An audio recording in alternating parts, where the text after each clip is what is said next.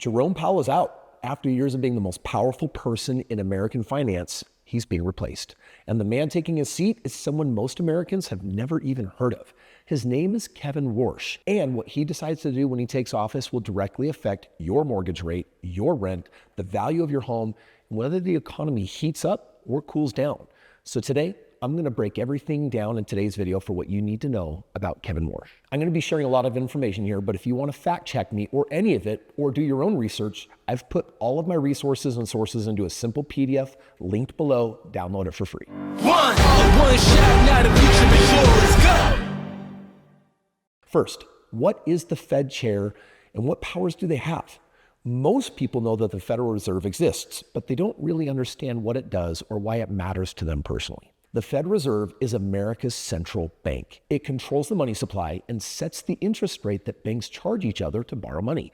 That rate ripples out to everything: mortgage rates, car loans, credit cards, business loans.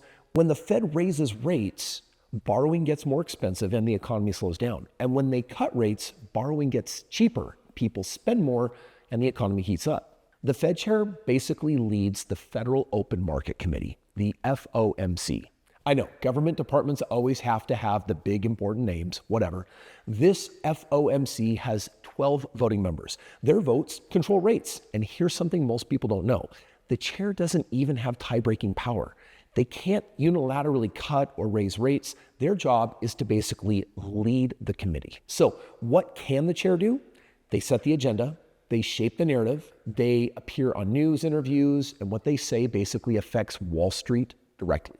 They decide what the Fed prioritizes. So while they don't have direct control, the chair is the most influential economic voice in the country and arguably in the world. That's the role, the guy who talks about what the Fed is doing. So let's talk about the man who is stepping into that role. Who is Kevin Warsh?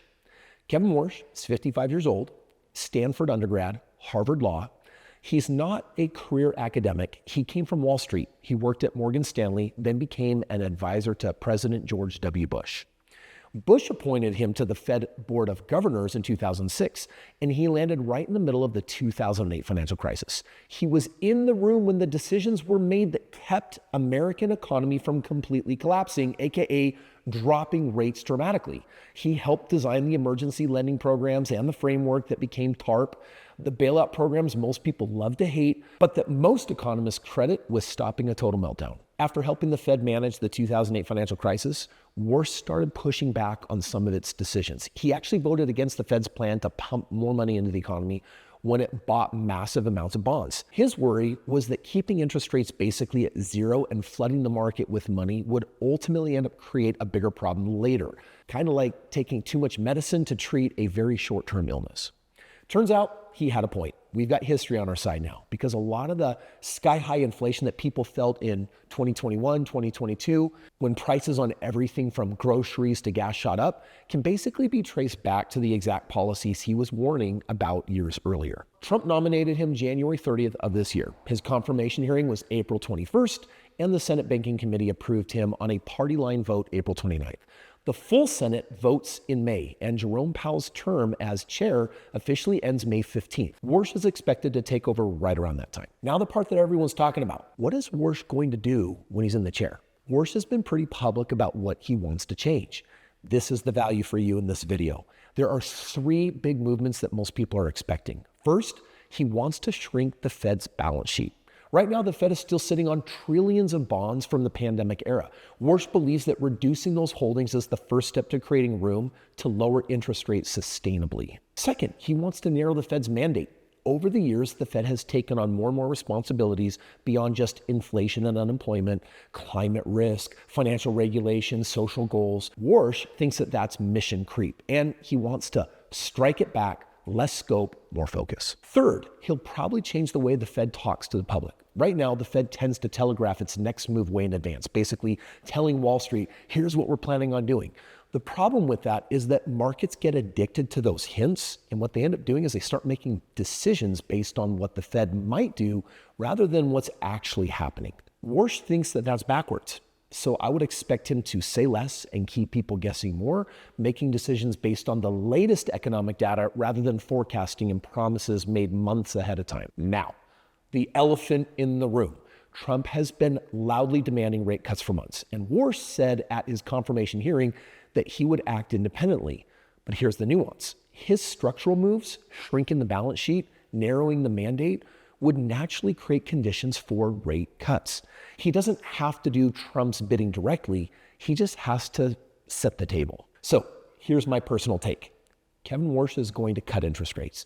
Maybe not immediately, maybe not in his first meeting, but within his first 6 months, I believe we're going to see the Fed starting to move those rates down lower and lower and lower. Let me share with you why I believe that. Trump wants it. And while Warsh will maintain the appearance of independence, Trump picked this guy for a reason. Warsh's entire approach to reform conveniently creates conditions where rate cuts become not just possible, but defensible.